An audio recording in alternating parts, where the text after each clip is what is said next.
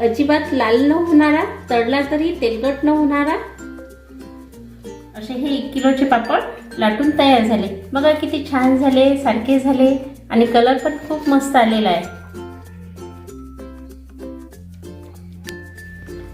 बऱ्याच वेळ काय होते की आपण पापड करतो तेव्हा ते लाल होतात किंवा वास येते किंवा त्याला जाडी पकडते, पण तसं अजिबात होणार नाही। तसेच खुसखुशीत पापड कसे करायचे त्याचं एकदम मी 1 किलोचं परफेक्ट माप सांगितलेलं आहे। तुम्ही पहिल्यांदा जरी पापड केले तरी तुमचे पापड उत्तम होतील याची गॅरंटी मी देते। तेव्हा व्हिडिओ आवडला तर लाईक करा आणि चॅनलवर नवीन असाल तर सबस्क्राईब करा। चला करूया 1 किलोचे उडीद आणि मूग डाळीचे पापड। नमस्कार, त्रिगुणास किचनमध्ये आपलं खूप खूप स्वागत आहे। उन्हाळा सुरू झाला की वाळवणीला सुरुवात होते, तर त्यातलाच एक म्हणजे आपण आज पाहणार आहोत पापड। पापड करण्यासाठी मी उडदाची डाळ घेतली आणि पिवळी मुगाची डाळ घेतली। डाळ जेव्हा आणली तेव्हा याच्यामध्ये पीठ होतं किंवा पावडर लावलेली असते, बराच कचरा असते, त्यामुळे 2 पाण्याने मी स्वच्छ दोन्ही डाळी धुवून घेतल्या आणि उन्हात वाळून घेतल्या। पापड करताना तुम्हाला जर आवडत असेल तर तुम्ही उडदाच्या डाळीचे सुद्धा पापड करू शकता पूर्णपणे किंवा मुगाच्या डाळीचे सुद्धा करू शकता, पण मी तुम्हाला मिक्स डाळीचे पापड कसे बनवायचे ते दाखवणार आहे।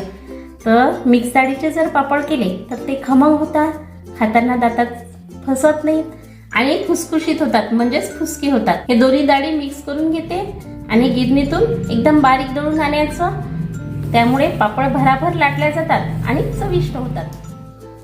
उडीद आणि मुगाचा सोळ एकत्र करून मी दळून आणलं।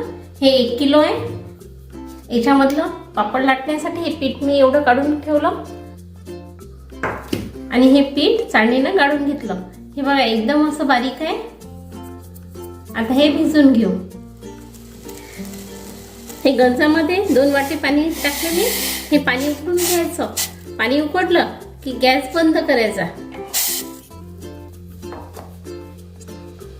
पापड करताना मी रेडीमेड पापड मसाला वापरणार आहे। हा रामबंधू पापड मसाला आहे, 100 ग्रॅम आहे। 1 किलोला 100 ग्रॅम पापड मसाला वापरला की याच्यामध्ये दुसरं काहीच टाकायचं काम नाही।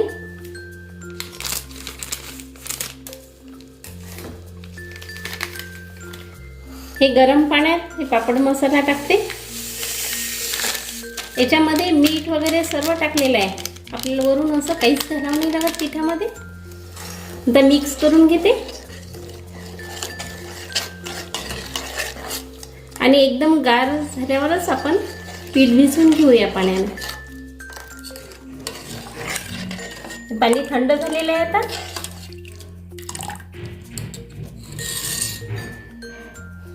पीठ भिजवताना चिकट असते, त्यामुळे हाताला आधी तेल लावून घ्यायचं, पीठ भिजवताना हाताला लागत नाही।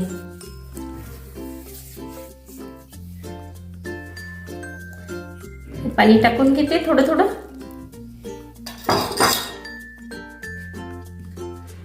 आणि भिजून घेते। घट्ट उंडा तयार करायचा, जास्त पातळ नाही करायचा, पोळीपेक्षाही घट्ट करायचा आहे, त्यामुळे थोडं थोडं पाणी टाकून असं भिजून घ्यायचं। हे बघा भिजवणं झालेलं आहे। हे एवढाच टाईट पाहिजे आपल्याला। याच्यावर 2 चमचे तेल टाकून घेते।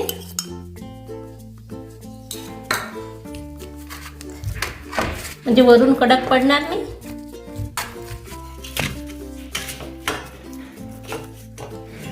एका गंजात ठेवून देते हे भिजवण्यासाठी। 3 तास तरी आपल्याला मुरत ठेवायचा आहे हा गोळा। तुमच्याजवळ जर वेळ कमी असेल तर 1 तास ठेवला तरी चालेल। नंतर आपण लाटायला घेऊ आणि झाकण ठेवून देते।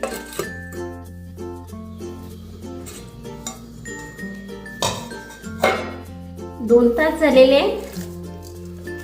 हे पहा पीठ छान मळलेलं आहे, म्हणजे आधी रखरखीत होतं, आता स्मूथ झालेलं आहे। भिजल्यानंतर असं एकसंत होते। त्यातला छोटासा गोळा तोडायचा जास्तीत जास्त 4 तास आणि कमीत कमी 2 तास तरी भिजत ठेवायचं पीठ. हा लहान गोळा मी काढून घेतला याच्यातला. खलबत्ता घेतला मी. तुम्ही पाटा उरवंटा वगैरे घेऊ शकता. या खलबत्त्याला तेल लावायचं, त्यामुळे पीठ चिपकणार नाही. हे पीठ घ्यायचं. हा गोळा असा कुटून घ्यायचा. कुटून घेतल्यानं काय होईल की गोळा स्मूथ होईल आणि पापड भराभर लाटल्या जाते. 4 ते 5 मिनिट मी हा गोळा कुटून घेतला. बघा याचा कलर पण बदललेला आहे, एकदम स्मूथ झालेला आहे. कुटल्यानंतर 1-2 वेळ हे असं करायचं. या पिठाला छान तार तयार होते आणि स्मूथ होते. त्यामुळे काय होते की पापड भराभर लाटल्या जातात. आता याचे छोटे छोटे गोळे करून घ्यायचे. थोडासा तेलाचा हात लावते.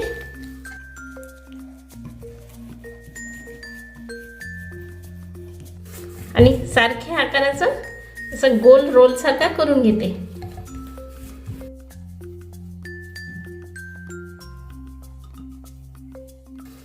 दोन्ही बाजूने सारखं करायचं. हे बघा एकसारखा रोल तयार झाला. चाकू घेतला, थोडंसं तेल लावून घेते याला आणि सारख्या आकारात गोळे तयार करून घेते. काही जण धाग्यानं सुद्धा करतात, त्यांना पण सारखे येतात. तुम्हाला पाहिजे त्या आकाराचे गोळे करून घ्यायचे, लहान मोठे. हे बघा एकसारखे गोळे करून घेतले आणि असं गोल गोल लाट्या तयार करायच्या.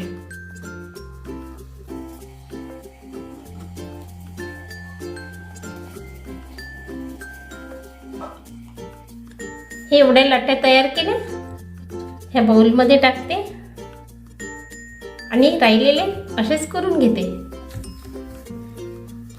हे अशा या साईजच्या लाट्या करून घेतल्या आणि हे झाकून ठेवायच्या. झाकून जर ठेवले नाही तर कडक पडू शकतात. पापड लाटायला सुरुवात करू. एक लाटी घेतली. पापड आपण तेल लावून सुद्धा लाटू शकतो किंवा पीठ लावून सुद्धा लाटू शकतो. हे पीठ पापडाचं जे पीठ दळून आणलं होतं त्यातलंच मी 1.5 वाटी काढून ठेवलं होतं. हे सुद्धा लावून आपण पापड लाटू शकतो. तेलाचा जास्त वापर करायचा नाही. तेलाचा जर जास्त वापर केला तर तेलाचा वास येतो आणि पिठाचा जास्त वापर केला तर त्याला जाडी पकडते पापडाला. म्हणून शक्यतो कमीत कमी वापर करून पापड लाटायचं. मी पीठ लावून पापड लाटणार आहे. पापड लाटण्यासाठी हे बेलणं घेतलं. हे पापडाचं बेलणं म्हणतात याला. याला असे लाईन असतात, त्यामुळे पापडावर भार जास्त पडतो आणि पापड लवकर लाटले जाते. हे बघा असा लाटून घ्यायचा. आवश्यकता असली तेव्हाच पीठ घ्यायचं, नाहीतर जास्त पीठ घ्यायचं नाही. तुम्हाला जर माझी रेसिपी करण्याची पद्धत आवडत असेल, माझ्या चॅनलवर तुम्ही नवीन असाल तर चॅनलला सबस्क्राईब करा, व्हिडिओला लाईक करा. हे बघा एवढे पापड झालेला आहे. अजून आपल्याला मोठा करायचा आहे. तो उलटून घेतला. सगळ्या कडेनं वगैरे सगळं सारखा लाटून घ्यायचा. कुठेही कमी जास्त ठेवायचा नाही. असा सगळं एकूण सारखा पापड लाटून घ्यायचा. बघा किती छान पापड लाटला गेला. सगळे इकडून सारखे लाटला गेला. कुठं जाडा बारीक नाही झाला, जास्त पातळ नाही आणि जास्त जाड पण नाही. असे सगळे पापड मी लाटून घेते आणि सुकत ठेवते. स्वच्छ कॉटनच्या कपड्यावर पापड सुकत घालायचे. पापड उन्हात सुकत नाही घालायचे, तसेच ते फॅन खाली सुकत घालायचे आणि अर्ध्या तासानं पलटून द्यायचे. हे बघा एकसारखे पापड लाटून झालेले आहे. असेच सर्व पापड मी लाटून घेते.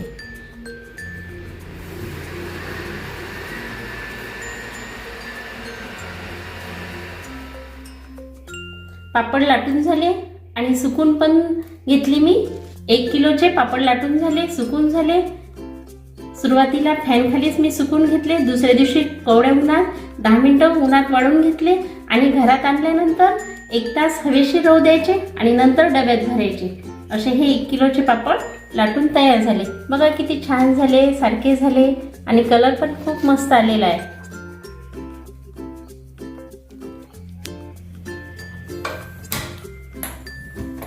एक पापड भाजून घेऊ.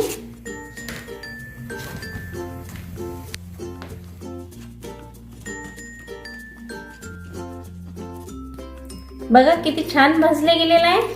कलर पण खूप मस्त आलेला आहे. अशा एका पापडासाठी लाईक जरूर द्या.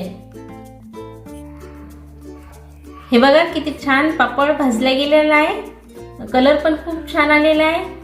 अशा छान पापडासाठी एक लाईक जरूर द्या. अगदी खुसखुशीत झालेला आहे.